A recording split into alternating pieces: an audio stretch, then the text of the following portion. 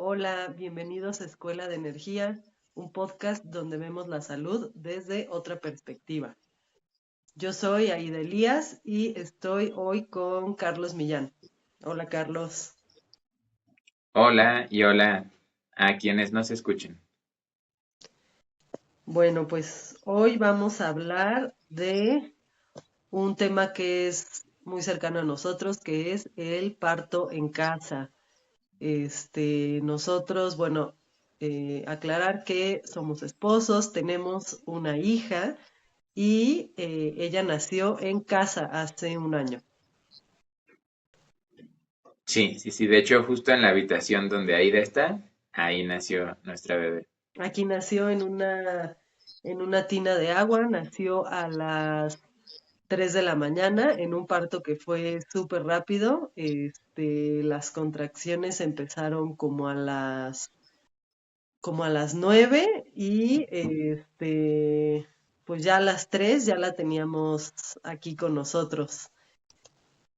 Y estuvimos apoyados por una partera, ¿no? Pero muchos nos preguntaban cuando se enteraban que íbamos a tener un parto en casa, nos preguntaban que por qué íbamos a hacer eso. Entonces, pues queremos hablar un poco de por qué decidimos tener a nuestra hija en casa en lugar de lo más común hoy, que es en un hospital.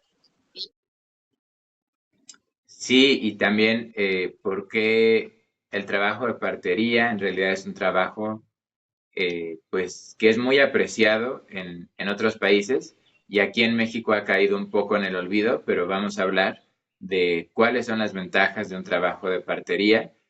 Además, un trabajo de partería modernizado, ¿no? Cuando le contábamos a las personas que íbamos a tener una partera, se imaginaban como una señora muy viejita, como cargando así tiras de hierbas secas, no sé, como una visión muy anticuada de lo que es la partería y realmente hoy la partería se apoya de herramientas modernas. Nuestra partera, por ejemplo, es jefa de la unidad de enfermería obstétrica de Atlacomulco y también tiene experiencia hospitalaria, tiene experiencia para tratar con emergencias desde una perspectiva más como de la medicina um, alópata también, ¿no? Y ella viaja con baumanómetro, con oxímetro, con medicamentos para coagulación de emergencia en caso de hemorragias, con toda una serie de, digamos, herramientas que te pueden dar cierto respaldo, pero me gustaría resaltar que realmente el parto es muy extraño que el parto resulte en una situación de emergencia. No está de más que una partera hoy en día está preparada para esos casos, pero es un porcentaje mínimo, realmente. Sí, sí, entonces, bueno, dos puntos que quiero retomar que tú dijiste. El primero, que si las parteras hoy en día no son las parteras de hace 100 años, ¿no? Entonces, una partera de hoy en día, lo más común es que va a traer equipo médico moderno. No crean que es una señora que va a llegar con un petate y como herramientas va a traer inciensos y aceites esenciales. Entonces, son parteras modernas. Y lo segundo es que, aunque están preparadas para emergencias, estas rara vez ocurren en los partos en casa. De hecho, es más común tener emergencias en los partos en hospital, que esto mucha gente no lo sabe y dice, ¿cómo, no? O sea, de hecho, precisamente mucha gente se va a tener a su bebé al hospital porque dicen, y si ocurre una emergencia, pues es mejor estar en el hospital.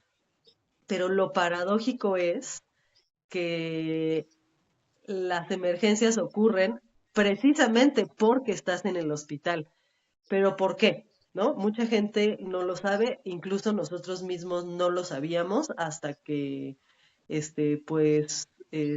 yo me embaracé y empezamos a investigar y entonces ya nos quedó muy claro de por qué es más probable que ocurra una emergencia en un hospital que en casa. Entonces, les cuento un poquito de esto. Hay un médico francés que se llama Michel Odent, que él empezó a estudiar los partos en hospital. Él se empezó a preguntar por qué si llevamos millones y millones de años, pues teniendo a nuestros bebés, ¿por qué parece ser que los partos en hospital están llenos de complicaciones siempre, ¿no? O sea, quiere decir que los cuerpos de las mujeres están defectuosos, que es muy difícil tener un bebé y siempre ocurre una complicación, que el parto siempre es una situación arriesgada, pero como que esto no le hacía mucho sentido a él porque dijo, si fuera tan difícil tener un bebé, si siempre estuvieran surgiendo complicaciones y emergencias, pues en realidad antes, que no existían los hospitales, pues prácticamente todos los bebés se habrían muerto, ¿no? O sea, no podría existir la raza humana, si todos nos muriéramos a dar a luz, si no estamos en un hospital, ¿no? O sea, ¿qué pasaba los millones y miles de años antes? ¿Todos se morían? Pues no. Entonces, esta era la pregunta que él tenía en la cabeza, ¿no? Entonces decía, no creo que antes de que existieran los hospitales, todos los partos hayan acabado en emergencia y la mayoría de los bebés se murieran, no me suena porque no existiría la raza humana. Entonces, ¿por qué ahora vemos que hay tantas complicaciones, no? Y se dio cuenta que es porque en realidad el hospital es un ambiente muy poco propicio para tener un parto saludable. Sí, Eh, ¿quieres agregar algo, Carlos? sí, bueno, ahí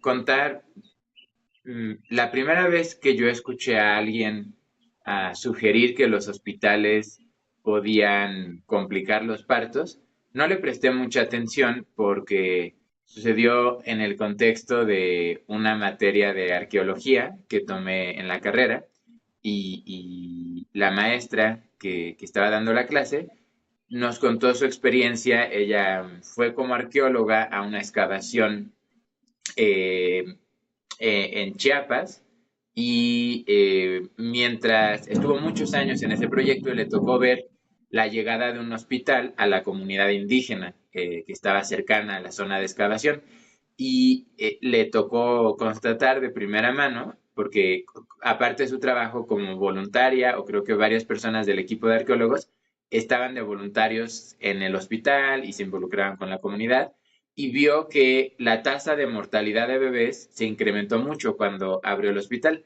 En ese momento ella lo atribuía a que había, digamos, un saber tradicional, eh, eh, parteras, herbolarias, que la comunidad ya estaba muy habituada a tener los bebés a su estilo y con los cuidados suficientes y con un saber, ¿no? De muchos años construido.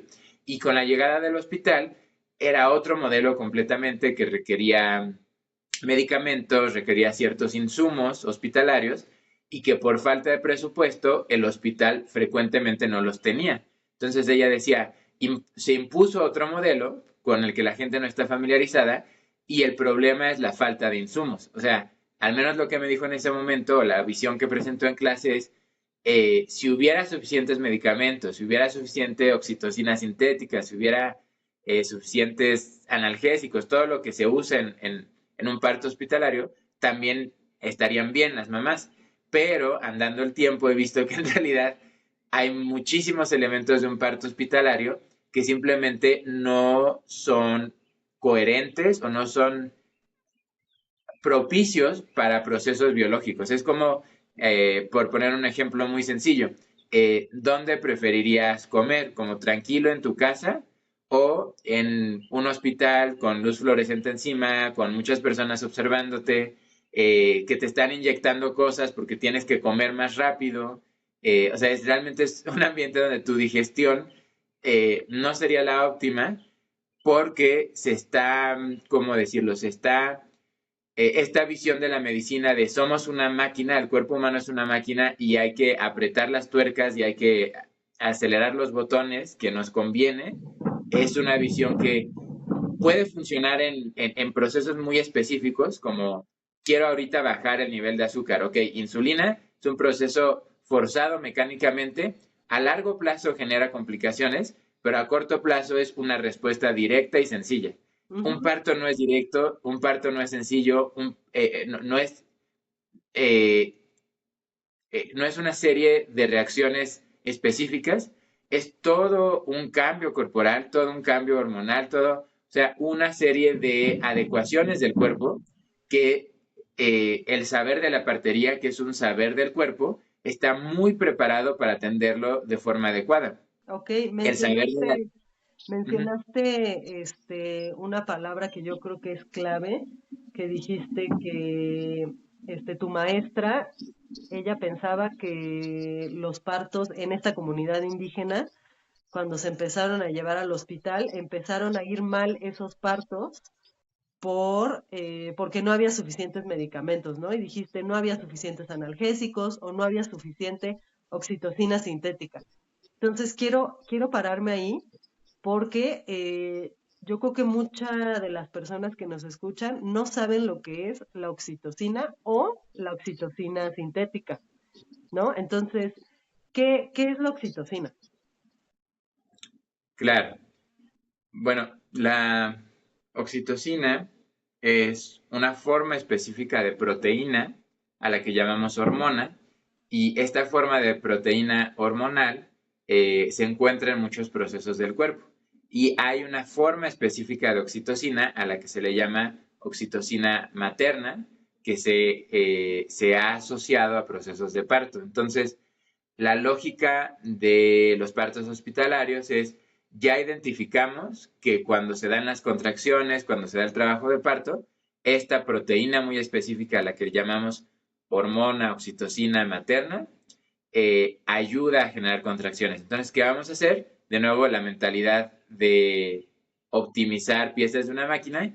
Queremos que la mujer tenga al bebé rápido, pues vamos a ponerle oxitocina materna sintética, es decir, generada mediante químicos en un laboratorio y vamos a hacer que el parto suceda en teoría más fácil, pero en realidad se complica muchísimo, pues por dos razones muy sencillas. La primera es la concentración que usan, ¿no? O sea, como hicieron pruebas a diferentes escalas de concentración y quisieron algo que se usa mucho en medicina y en farmacología, estandarizar. O sea, llegar a una cantidad que a cualquier mujer del mundo le produce una respuesta, ¿no? Porque con cantidades más bajas podía estimular contracciones, podía no, entonces van subiendo la dosis hasta que encuentran algo que es un estándar y ese estándar a cualquier mujer le va a producir contracciones. Pero el problema es, ese estándar es una cantidad tan alta que las contracciones son muy fuertes, producen dolores intensos y asustan al bebé o influyen en la respuesta que está teniendo el bebé y el bebé es una parte muy activa del parto, o sea, el bebé colabora para salir, ¿no? Y si la mamá está estresada, el bebé está estresado y hay muchísimo dolor, definitivamente es un ambiente muy poco propicio, una combinación de factores poco propicios. Y la otra razón es que en realidad las proteínas a las que llamamos hormonas no son un químico en nuestro cuerpo son parte de un proceso vivo y el cuerpo no está generando proteínas específicas o hormonas específicas, está haciendo un intercambio de material biológico a través del sistema linfático, del sistema nervioso, del sistema circulatorio, y este intercambio tiene como objetivo adaptar al cuerpo y apoyar mutuamente a todos los órganos ante la respuesta que está viviendo el cuerpo. En realidad, para un parto exitoso no se necesita solo oxitocina, se necesita lo que a nivel químico identificaríamos como anandamida, lo que identificaríamos como melatonina, o sea, hay muchas cosas sucediendo en el cuerpo al mismo tiempo y cuando se forza solamente un químico, además artificial, el cuerpo sí tiene una respuesta, en este caso una respuesta de adrenalina y de querer forzar las contracciones por el alto nivel de esta oxitocina sintética, pero se pierde la comunicación, se pierde, es como si el cuerpo estuviera intentando como coordinar un mosaico, de esos que hacen en las Olimpiadas, o hacían, creo que ya no están, pero que todos, cada parte del cuerpo levanta un mosaico y se forma una imagen armónica porque todos saben qué mosaico están levantando. Pero lo que hace la oxitocina sintética es, lo único que importa es el azul y vamos a pintar todo de azul. Entonces se Ujú. pierde el mosaico, se pierde la sincronía y la coordinación de lo que el cuerpo estaba haciendo. Me gusta mucho esa metáfora porque en realidad en un entorno natural es una serie de hormonas y procesos que desencadena el cuerpo que es muy complejo, como un mosaico, ¿no? Y si te sales de un ambiente natural, pues esos procesos complejos, ese mosaico ya no puede llevarse a cabo. Este, Michel Oden lo explica de una manera que a mí me encantó, lo entendí muchísimo. Él toma como base cómo son los partos de los animales en la naturaleza.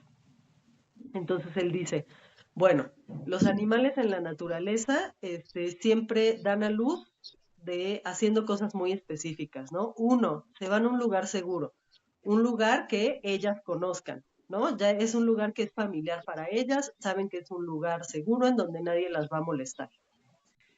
Dos, usualmente es un lugar oscuro, como con poquita luz, porque para que se desencadenen ciertos procesos hormonales, la luz influye. Entonces, si hay poquita luz, si estás en la oscuridad, el cuerpo reacciona desencadenando los procesos hormonales que se necesitan. Este, pues eso, básicamente son esas dos cosas, ¿no? Entonces, estar en un lugar familiar que sabes que es seguro y que nadie te va a molestar y que haya poquita luz, ¿no? Que esté como un poco en penumbra. Entonces, esos son los dos elementos naturales que hacen que se desencadene dentro del cuerpo la producción natural de hormonas, entre ellas la oxitocina, pero como dijiste, también muchas otras, ¿no? Que la acompañan.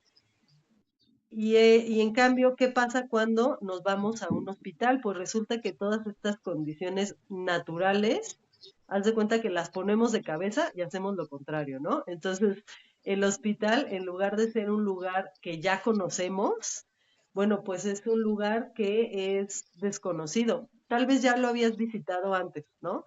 Pero aún así no es un lugar, pues, en el que habites habitualmente, ¿no? Entonces, es un lugar que califica como desconocido.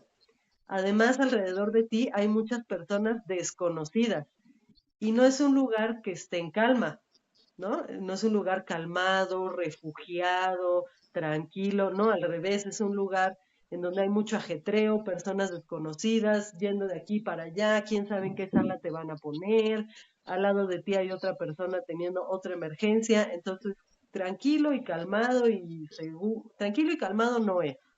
Y a nivel subconsciente, tal vez conscientemente dices estoy en un lugar seguro, pero digamos a nivel subconsciente, tu cuerpo no siente que ese sea un lugar seguro.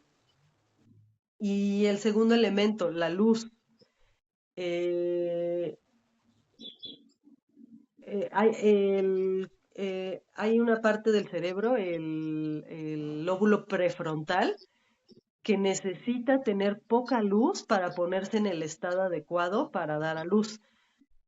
Entonces, necesita poca luz para dar a luz, ¿no? Entonces necesita poca luz para tener al bebé, ¿no?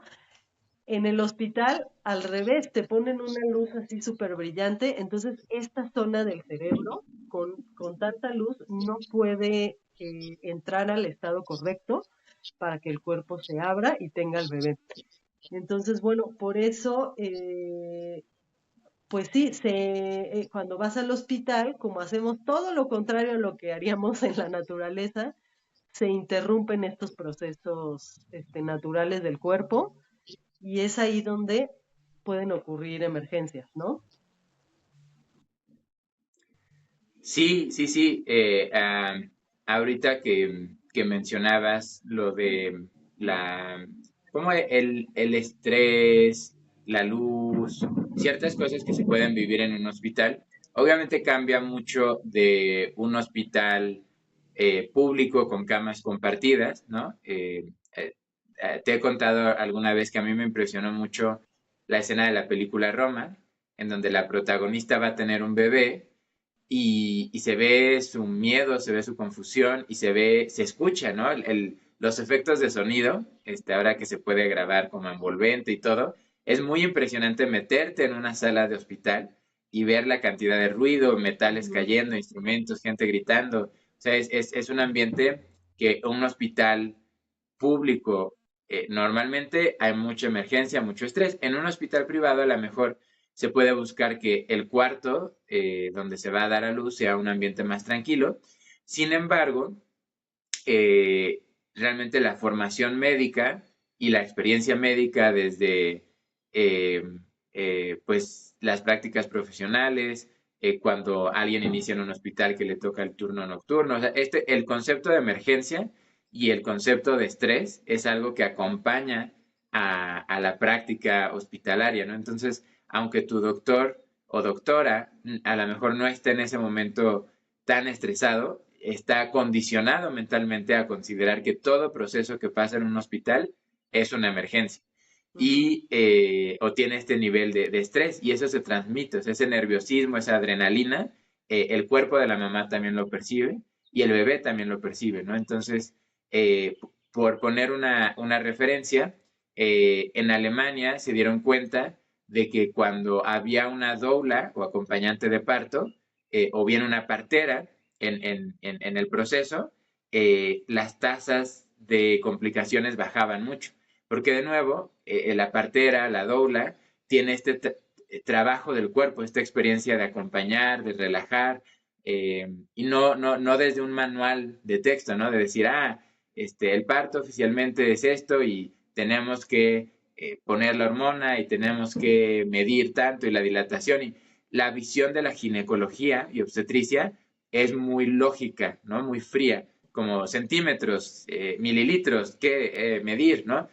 Y dar a luz no es así, ¿no? Dar a luz es un proceso humano, biológico, mamífero, ¿no? El libro de Michel Odent hace referencia justo a que somos mamíferos y se nos olvida hacerlo en muchos aspectos de la vida, pero sobre todo en el parto nos desconectamos de esta inteligencia del cuerpo y por eso ahora ya hay muchos países que están retomando el papel de la doula o de la partera como lo más eficiente, lo más sabio, lo que realmente lleva a partos seguros. Y realmente la presencia de una ginecóloga o ginecólogo que solo tiene la visión racional y fría no ayuda nada a tener un parto armónico y sin complicaciones. ujú. Sí, creo que nos han condicionado a pensar que un parto seguro es un parto en donde tienes la mayor cantidad de médicos posibles, la mayor cantidad de medicinas disponibles, la mayor cantidad de instrumentos para emergencias disponibles. Y mira, no quiere decir que no tengas eso si así te hace sentir más tranquila. Sin embargo, lo que sí va a hacer una gran diferencia en tu parto y lo que va a hacer que tengas un parto verdaderamente más seguro es que puedas tener a alguien que te acompañe y que puedas crear alrededor de ti, ya sea que des a luz en casa o que decidas ir a un hospital, que puedas crear alrededor de ti un ambiente en donde haya tranquilidad, donde te sientas segura y donde en la medida de lo posible, puedas dar a luz en las condiciones más naturales posibles. Entonces, ¿qué quiere decir? En calma, quiere decir también a tu propio ritmo, ¿no? Porque los partos son únicos. Entonces, hay mujeres que se tardan 5 horas, como yo. Hay mujeres que se tardan 12 o 24.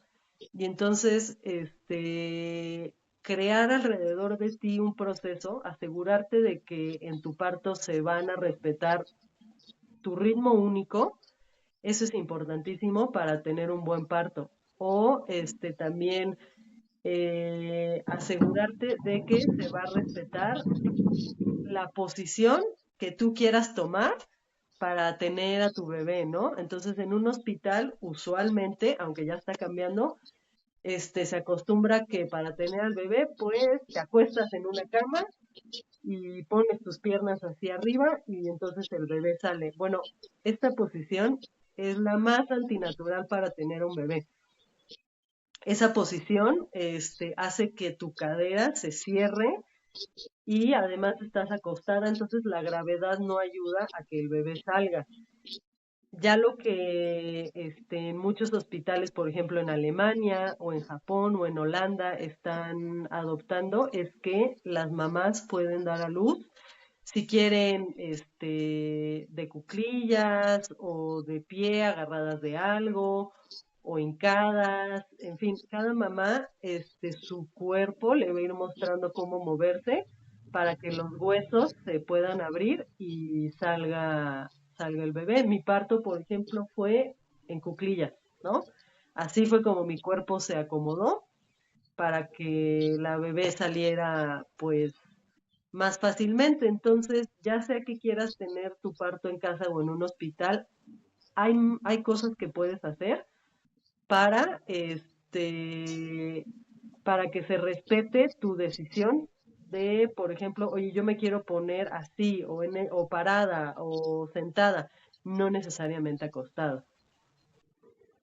Sí, sí, sí. Y bueno, hablando de temas en específico que, que suceden en los hospitales, para empezar, una estadística que se menciona como un indicador de que es mejor tener a tu bebé en un hospital es que te dicen, hoy en día más del 50% de los partos terminan en cesárea por emergencia médica, pero ¿qué es lo que el médico puede declarar como emergencia? Simplemente que te tuvo acostada 6 horas, no se dio, no avanzó el parto en 6 horas, por muchos factores, desde que realmente tú todavía no estabas teniendo contracciones ya de trabajo de parto, sino contracciones previas que también existen, o si empezaste un trabajo de parto, pero se bloqueó por estrés emocional, entonces ya no estás en trabajo de parto, pero te siguen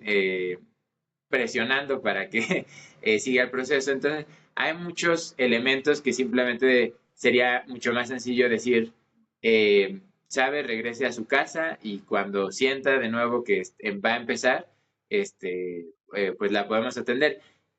Pero no, en los hospitales es muy raro que ingresen a una mamá eh, y que le digan regreses a su casa. Normalmente, si ingresan a la mamá es como ya, aquí tiene que tener a fuerza al bebé, ¿no? Entonces, ya de entrada eso crea emergencias artificiales. Decir, ahorita tenemos que hacer la cesárea. Como dato curioso, bueno, la OMS recomienda que menos del 10% de partos deberían ser cesárea. En México hay una norma oficial mexicana que dice como meta para los hospitales que tendrían que tener abajo del 20% de cesárea y eso no sucede hoy. De hecho, casi el 65% de los partos ya son cesárea porque se considera más cómodo, más práctico, es como la retórica que se maneja. Para quien es más práctico es para los médicos, ¿no? Porque pueden llegar y decir, ok, una hora, ya, salí y sigo con el siguiente paciente o me voy a mi casa a cenar, ¿no? Lo que sea. Muchas de las cosas, de los procesos de los partos en hospitales están diseñados para conveniencia del hospital y para comodidad del médico. Eh, y eso, pues, digo, es algo lógico, humano, normal. Si los hospitales se consideran que son la autoridad absoluta en salud, es lógico que adecúen todos los procesos a lo que tiene lógica para ellos. Pero para las mamás no les ayuda, ¿no? Lo que decías tú, la posición, que además siguen las películas. O sea, yo no he visto una sola película en la que el bebé nazca con la mamá en cuclillas. Siempre tiene que nacer acostada hacia atrás, ¿no? Y eso es solamente una visión de la medicina occidental y para comodidad del médico que puede estar sentado ahí observando, ¿no? Sin, como más controlado en teoría. Y este tema del control es algo que no ayuda mucho, o sea, este tema de artificializar, ¿no? El parto es gran parte de lo que causa problemas.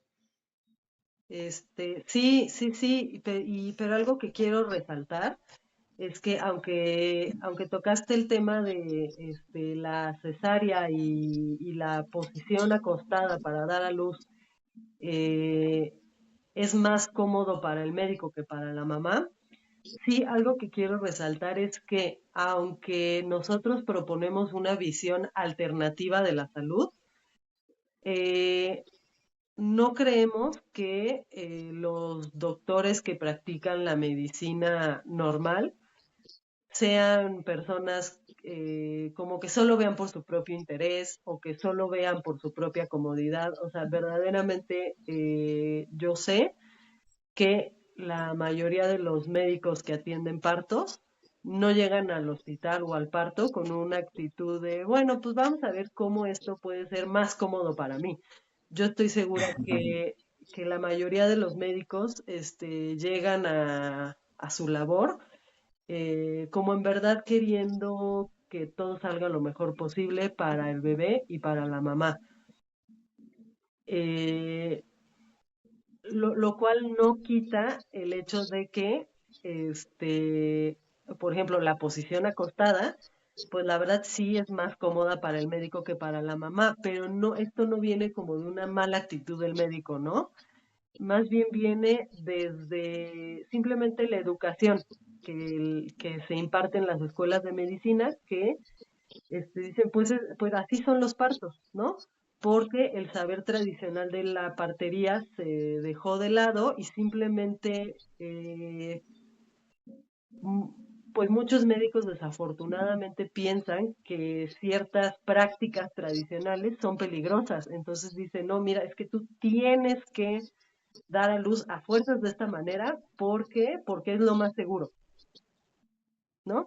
Claro. Entonces no viene, creo yo, de una mala actitud de los médicos, en su mayoría, viene más bien, yo creo, de una falta de información. Sí, sí, claro, también. Y de usos y costumbres, ¿no? Al fin, a veces, es mi perspectiva, a veces ves el trabajo de partería tradicional y dices, ay, esos son usos y costumbres antiguos y la gente que lo hacía era solo porque lo aprendió de sus papás y de sus abuelos, pero no tiene valor realmente como conocimiento. Pero en la medicina es exactamente lo mismo, o sea, ¿por qué los médicos de ahorita atienden los partos así? Porque hace 30 años sus profesores aprendieron así y hace 60 años y también hay usos y costumbres en la medicina y en la ciencia.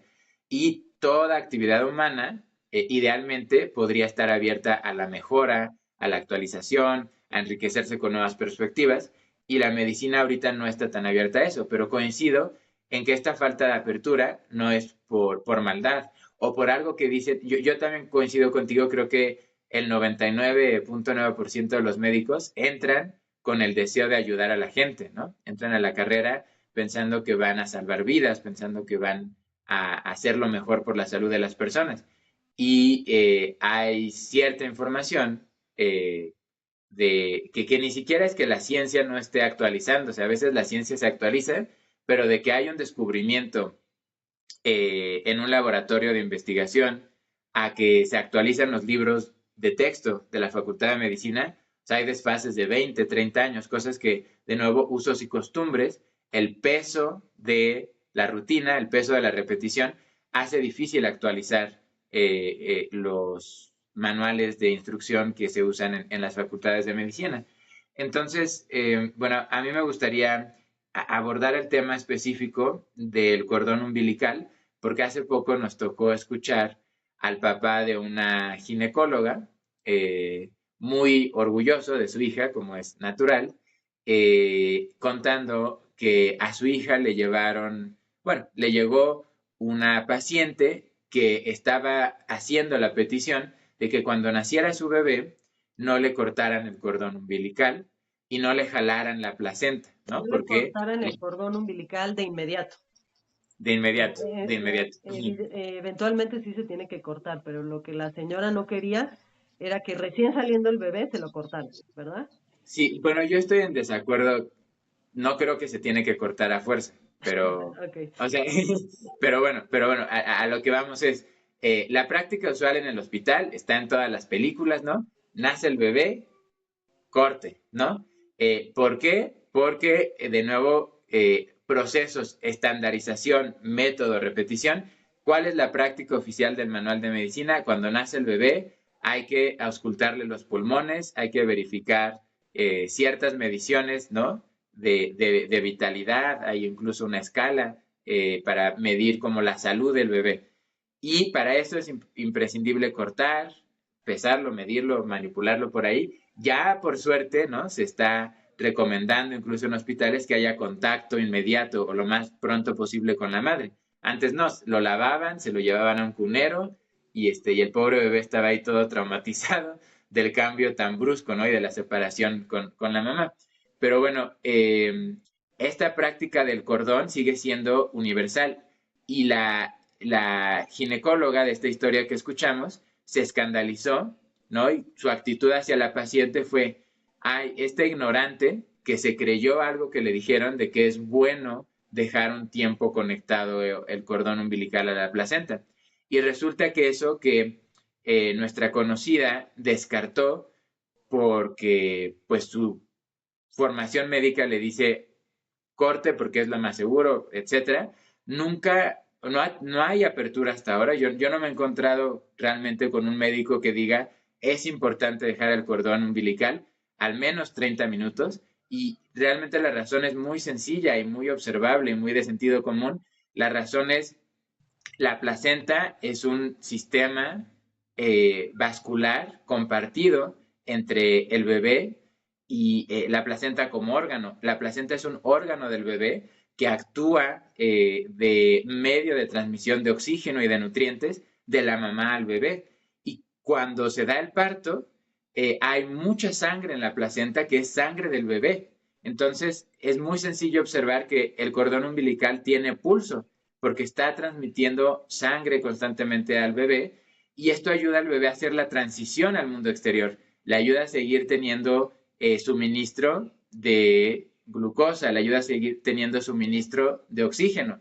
Y cuando le cortas eso al bebé, bueno, para empezar, tiene que iniciar su vida con un déficit como del 20% de su sangre que no la recupera, que era parte de su sistema y se pierde en la placenta.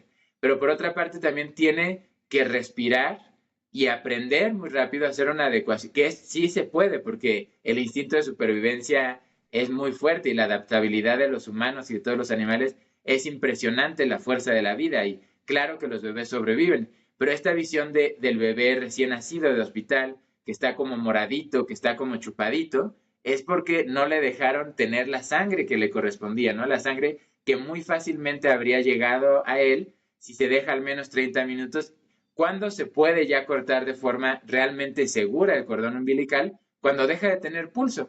Así de sencillo, ¿no? Si ya no tiene pulso es porque ya se pasó toda la sangre que tenía que pasarse al bebé y entonces ese bebé va a iniciar su vida con más vitalidad, con una adaptación más pacífica, ¿no? Con menos impacto psicoemocional, ¿no? De este momento de salir al mundo y de dejar el ambiente completamente arropado del útero y es un inicio a la vida mucho más armónico, ¿no? Y mucho más sencillo, o sea, increíblemente sencillo de lograrse, ¿no? Con tan solo prestar atención, ¿no? A el cordón tiene pulso, por alguna razón tiene un pulso, ¿no? Entonces no lo cortes, espera a que haya esa transmisión de sangre. Ujú. Sí, a nuestra bebé le dejamos su cordón umbilical como media hora más o menos. Y luego lo cortamos y creo que desde el día uno estuvo como muy sonrosada y cachetoncita. Y Michel Odent, él nota y notó y habla en sus libros que los nacimientos de los bebés a los que no se les corta el cordón de inmediato son mucho más pacíficos. ¿No? O sea, sale el bebé y esta imagen que también tenemos de las películas, ¿no? De que sale el bebé y llora así, ¡guau! Bueno, ese es un bebé estresado, o sea, que está naciendo estresado. Y bueno, parte del estrés es, porque nace, le cortan el cordón umbilical y es como decirle, bueno, pues nunca habías respirado por tus pulmones, pero tienes que hacerlo ya, ahora, porque si no, pues te mueres. Entonces, eso para ellos es mucho estrés y por eso sale el bebé así llorando y muy agitado, ¿no? En un parto, en donde no se le corta de inmediato el cordón al bebé y además si estás en casa, en un ambiente tranquilo, que la mamá está mucho menos estresada, los bebés nacen y incluso no todos lloran, sí respiran, porque se nota que están Sí, sí. respirando y se mueven y algunos incluso van al pecho de la mamá, pero no lloran así, pues como en pánico, ¿no?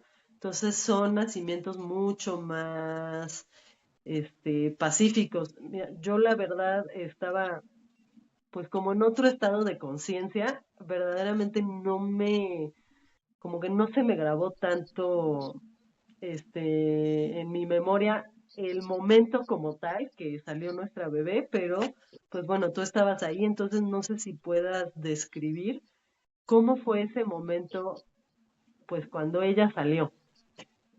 Claro, ¿Cómo la claro. viste a ella? ¿Cómo me viste a mí? Pero Ujú. sobre todo a ella. Pues justo tanto en el parto que vivimos nosotros como en varios que vimos en video, ¿no? Porque yendo a cursos de parto natural, pues ves muchos tipos de parto para que te familiarices, ¿no? Y ves que las posiciones de cuclillas en agua, fuera del agua. Y justo lo que tú mencionas, son muy pacíficos, ¿no? En nuestro caso en específico, sí lloró nuestra bebé, pero lloró un par de minutos y luego se quedó muy tranquila, ¿no?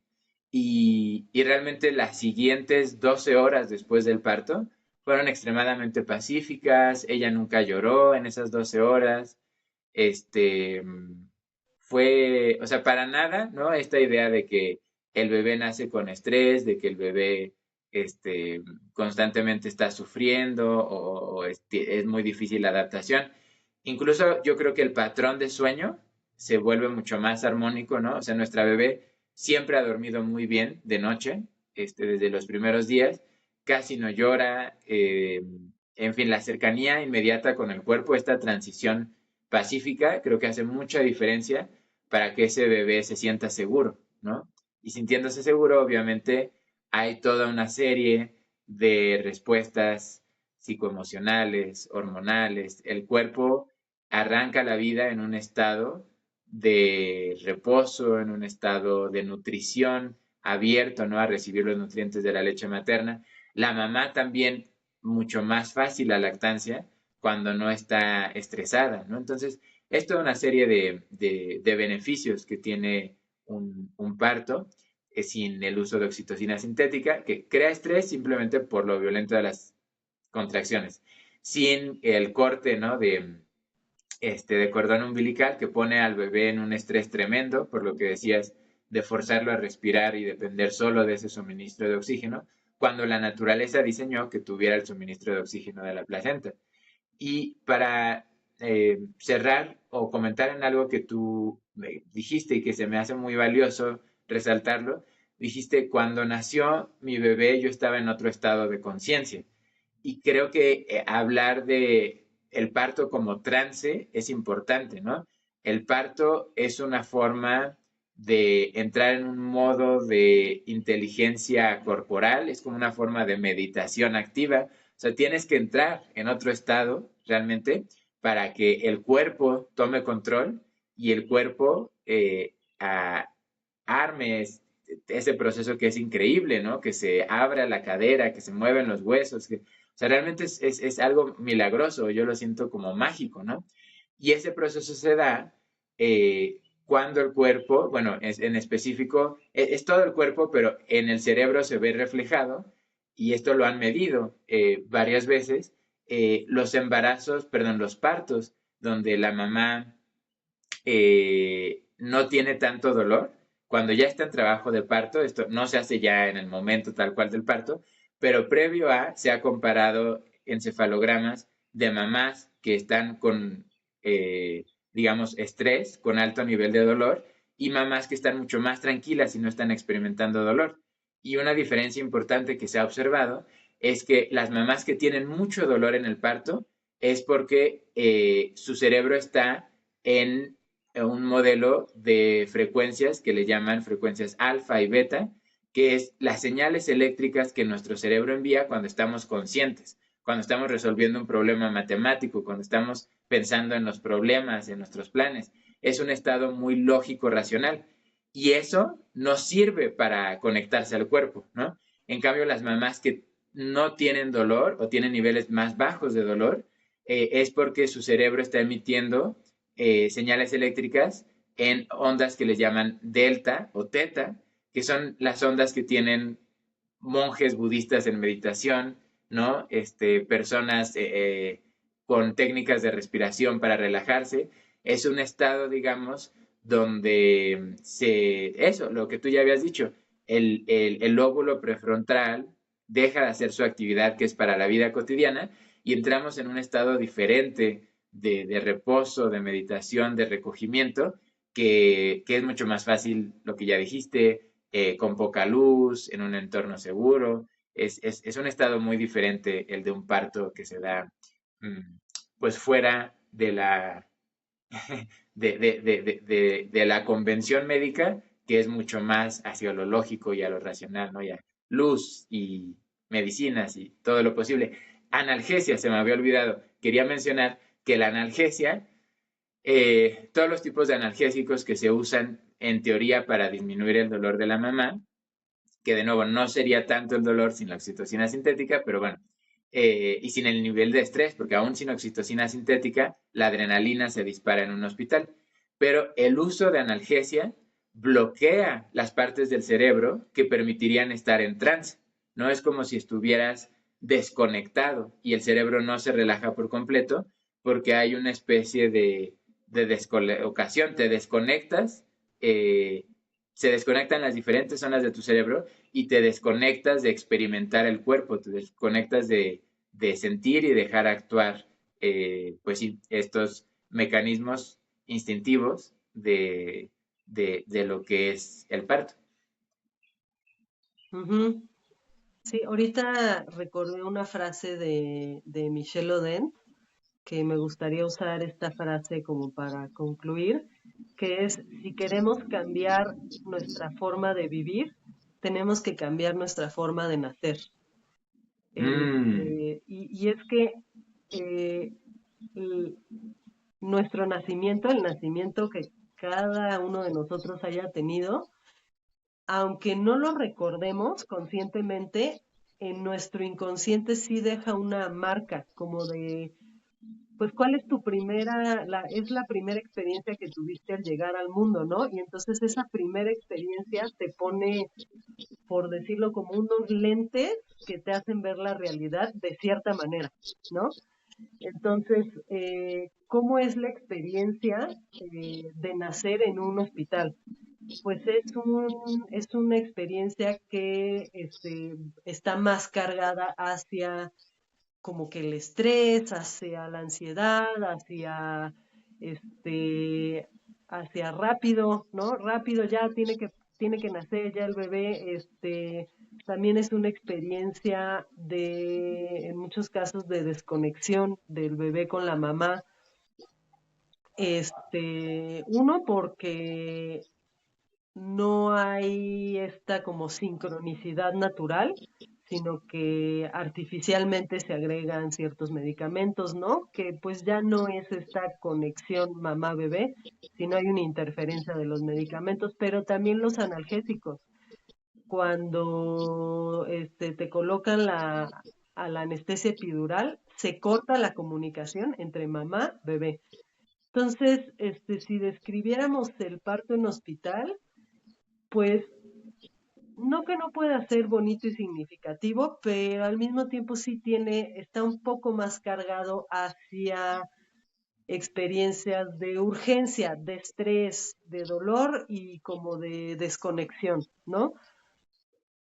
En cambio, en un parto en casa, que por esto fue que lo elegimos, el parto tiene más tintes de tranquilidad, de conexión y como de un evento incluso místico, ¿no? Y entonces, esa es la primera experiencia del bebé al llegar al mundo y ese es un poco el filtro desde el cual después va a vivir.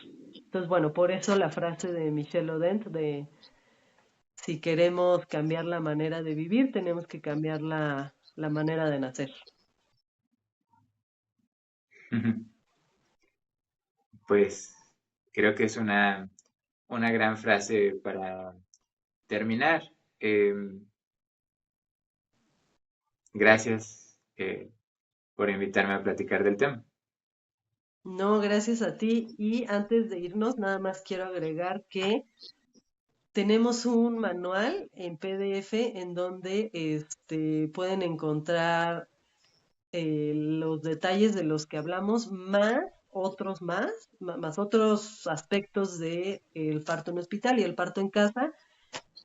Todo esto como explicado de manera sencilla, pero también con referencias bibliográficas por si quieren informarse un poco más, leer en qué estudios nos estamos basando para decir esto, referencias a ciertos libros, ciertos autores. Entonces, si quieren recibir de manera gratuita esta guía de parto en casa en PDF, por favor comenten con la frase parto en casa y se las enviamos.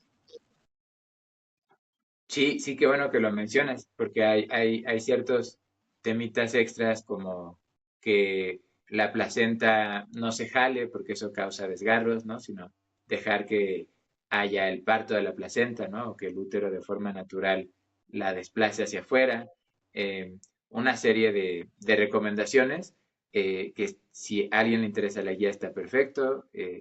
Aida la comparte gratuitamente, pero además de eso, me quedaría también no, con la recomendación de buscar una doula o un acompañante, ¿no? Incluso si eligen un parto en hospital, hace mucha diferencia que haya alguien con experiencia en parto acompañándolos en todo el proceso. Y Con que experiencia en no, partería. en partería, sí, sí, exactamente. Y que no sea solo un médico o una doctora quien tome las decisiones. Para empezar, porque a veces tú puedes confiar mucho en tu doctora o doctor de cabecera, pero a la hora del parto no está, entonces te toca un desconocido y o sea, hay toda una serie de cuestiones por las que es bueno llevar a alguien de confianza y que tenga experiencia en partería y que sepa de las mejores prácticas para bebé y para mamá y recomendamos mucho que busquen una doula y en el manual que menciona Ida hay datos de contacto de diferentes doulas, diferentes personas en México que pueden asesorar y hacer este acompañamiento profesional para su parto. Ujú. Bueno, pues muchas gracias y hasta luego, hasta pronto.